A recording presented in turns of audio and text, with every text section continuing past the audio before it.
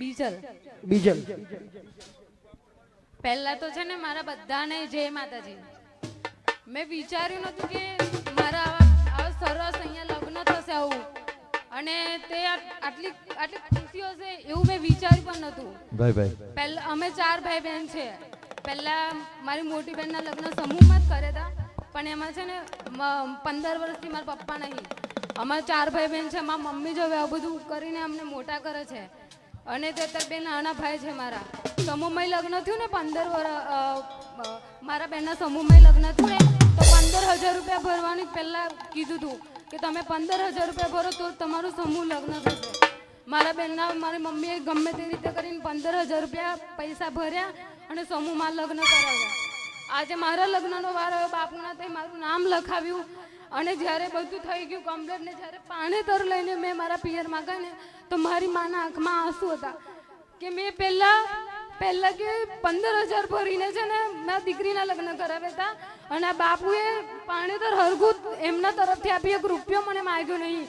એ તો બાપુ છે ને મારી મા માટે ભગવાન છે કે એવું કહેતી હતી મારી મા કે બાપુ છે ને મારા ભગવાન છે એમ કરીને એની આંખમાં બહુ આંસુ હતા, બહુ રડી છે. તો મારી માના ભગવાન ને એ મારા પણ ભગવાન અને મારા ભગવાન કરતાં પહેલાં મારા બાપુમાં મારો બાપ દેખાય છે મને કે મારા પપ્પા ભલે નહીં પણ આજે છે ને મને મારા પપ્પાની કમી નહીં પડવા દીધી. મારા બાપુએ સહેજની કમી નહીં પડવા દીધી બધુંથી. અને મેં મારા મા બાપની બહુ કદર કરું છું.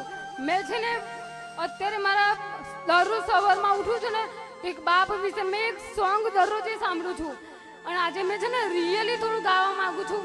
મારા પપ્પા વિશે મારા બાપુ વિશે કંઈ ગાવા માંગુ છું. ગઈ નાખો બેન. આ દીકરી માટે જોરદાર તાળી થઈ જોઈએ. હો બેન. પાઘડી તારી પડવા નહીં દઉં કોઈના પગમાં, તારા જેવું પ્રેમ બાપ કોણ કરે જગમાં. પાર કર પારે જજર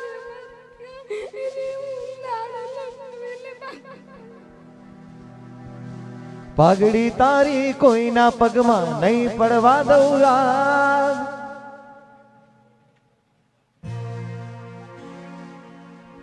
સ્ટ્રોંગ બનવાનું છે હે ને? બહુ બધા આશીર્વાદ છે અને કીધું ને તારા પપ્પા તારા સાથે જ છે હે ને? એકદમ તારા સાથે છે, તારી પાસે જ છે.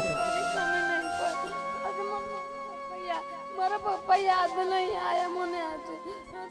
મારા બાપ મને છે ને બાપુમાં મારો ભગવાન અને મારા બાપ બંને આજે દેખાયા અને હું જે ઈશ્વરને એ જ પ્રાર્થના કરું કે હંમેશા તું મારા બાપને ખુશ રાખજે.